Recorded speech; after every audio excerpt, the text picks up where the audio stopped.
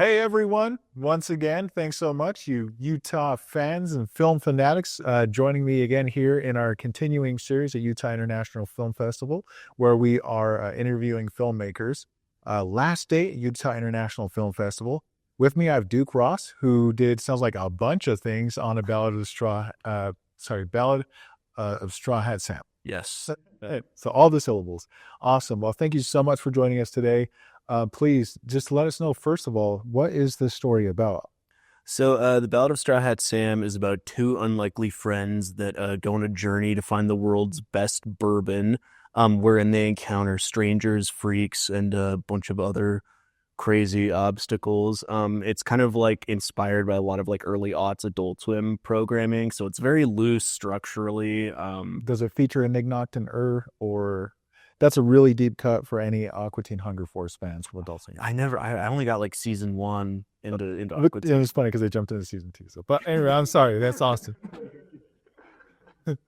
So, and so they're just going on to this adventure, trying to get the best bourbon, and they're meeting all of these crazy characters. Yeah, like it's kind of like a 45-minute stupid adaptation of the Odyssey is kind of like the micro elevator pitch. I love that. It was originally supposed to be a Western, but then I realized, well, it was supposed to be live action and a Western. And then I realized, I'm like, okay, that's at the level I'm doing this, that's just not really possible. And then I was like, I brought it in for a table read with some people, and somebody who would actually went on to be one of the producers was like, "Hey, like I think this would work a lot better as an animated piece." And I kind of agreed. I'm like, "Yeah, I feel like this is kind of too ridiculous and Looney Tunes to like read well comedically as live action." So that's kind of how we ended up. That's so cool to just be like sense from the read and what's on the page about the energy of it, and saying, you know what, this would work better animated.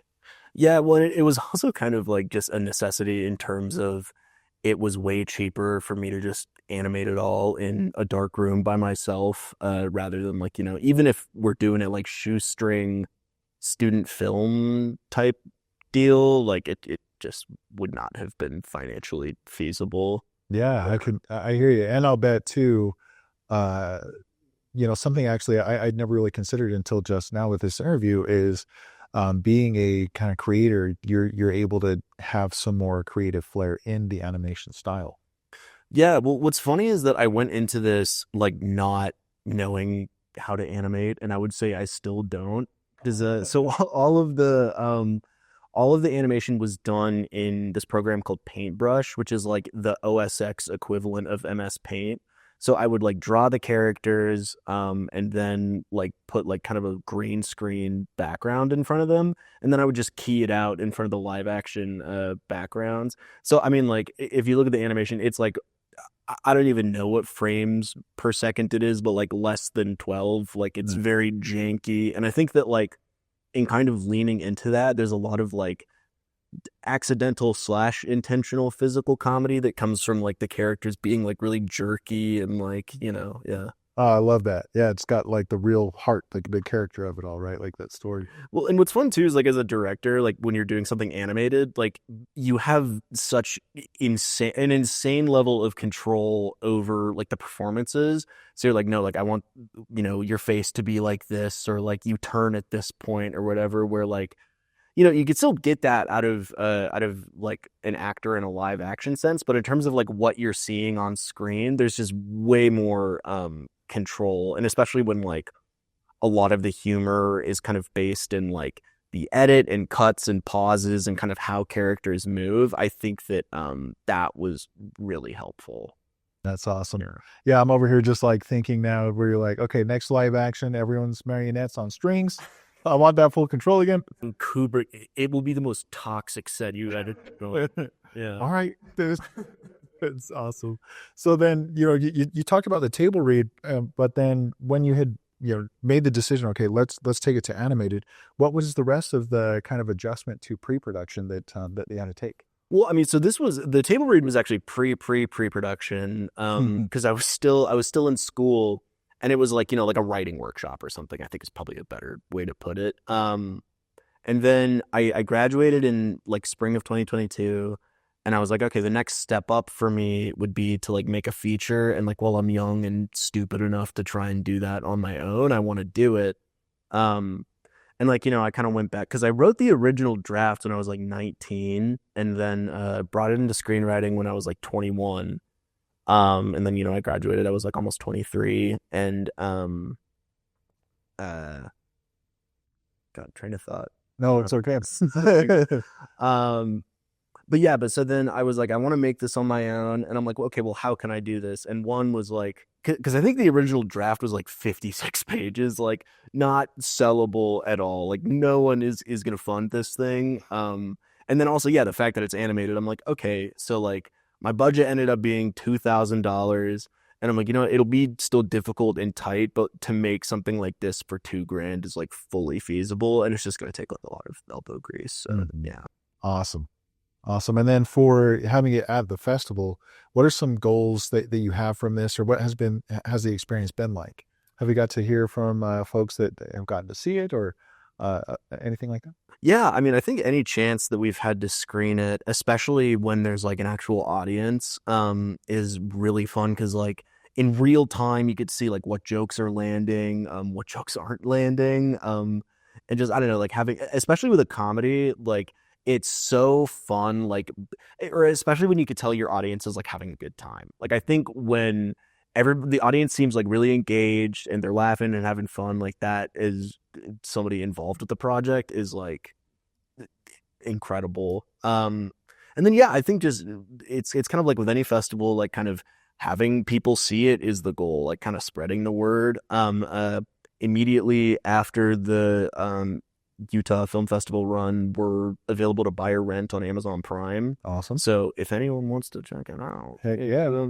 Prime. That's great. Yeah, so I'd say that's kind of like the goal with the festival. Awesome. Yeah, just generate that word of mouth. And I totally agree. That's really what I enjoy about film festivals, especially here at the Utah International Film Festival. Like this venue's been awesome, but getting to kind of be in the audience and have it be a bit more intimate, where you're just, seeing these live reactions. Are you literally like just taking mental notes? Like, okay, that one didn't land. I gotta, maybe it's on the tongue. Yeah, no, or like it's the same way it's so fun when people are engaging with it. When a joke just falls flat, I'm like, it's what like keeps me up. Oh man. I'm like, oh man. But no, I mean, and what's so funny too is especially with comedy, like every audience is so different. Like I I mean, it's a very like I'm trying to think of like the right word for it. Little little crass maybe. And there was one film festival where it was like a lot of BYU students in the audience, and I'm like, this is gonna be interesting. Like this is gonna be interesting. But what was funny is like it still got a good reaction, but like not at the parts that I thought it would, or like that it did the last time I screened it.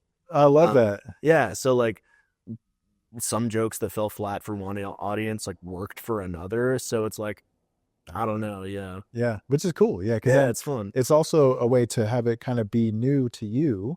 Even though you've been the most involved, the variety of the audience helps to keep it fresh, I bet. Yeah, yeah, absolutely, absolutely. That's so cool. So just in terms of like writing this, so did I hear correctly that you want to still make this a feature, or is it a different feature that you'd like to make? Well, so this is kind of like in a weird space where like, and even when I was working on it and I was like, talking to people I knew through work about it, they'd be like, that's like, and on like for festivals and stuff, and they've been 100% right where they're like, it's such a weird middle length because some people consider it a feature or like a featurette. Some festivals and organizations consider it a short. So like, just for the sake of saying that I made a feature, like I call it a feature. Yeah, absolutely. And it does qualify. It doesn't need to be the 90 minutes or whatever, like 60. It's all about. I mean, there's some like I can't remember what it is, but you're right. No, there have been things that are much shorter that are short features. Yeah. So you've got the one under your belt. I say claim it, take it. Yeah. That was kind of the other reason for going out and making it is that I'm like, I've been wanting to like make films since I was a little kid, and I'm like, if I get hit by a bus on the way out here, I will die a feature film director, even if it's maybe not at the level that I had initially imagined. We're gonna switch that and say you win the imaginary Utah lottery, and then you're happy, not hit by a Yes. bus. There you go. Um. God. So yeah, you can say that you've done this, which is awesome. But I think to any of us creatives, we're always hungry for the next thing, right? Yeah, absolutely. And like, I think what's nice is that like it's almost like a step up to making like a true first feature, which is kind of like what I'm looking to do next. But yeah, like I kind of get to get my baby toe in, and like it's at a level and a budget that like I'm not gonna go like I'm not $100,000 in debt or something. So yeah, it's like I can afford to take a wash on this if that's what ends up happening. I hear you. Yeah. Well, cool. Very cool. Yeah. And then is there anything else you just want to share for everyone tuning in the tubes of you or wherever else you are? Um, if you've watched the movie, thanks. If you haven't, perhaps consider watching it, and also watch all the other great films that have been in the festival this year. Yeah, and if you want to make something and you don't have money or time, just do it anyway. Because why the heck not? Pardon my French. I'm offended. Clutching my pearls here. No, I totally agree. I totally agree. That's awesome. Really, really great message. And anything else? You can buy or rent The Ballad of Straw Hat Sam on Amazon Prime Video. It's $1. A Baja Blast is $2.50. So like, I know times are tough right now, but like, what are you doing? Come on. You can do it. We promise. Yes. Well, thanks so much for joining us today. It's been a blast getting to talk to you. I hope you enjoy the rest of the film festival. To everyone else joining in at home, thanks so much. And until the next one, stay tuned.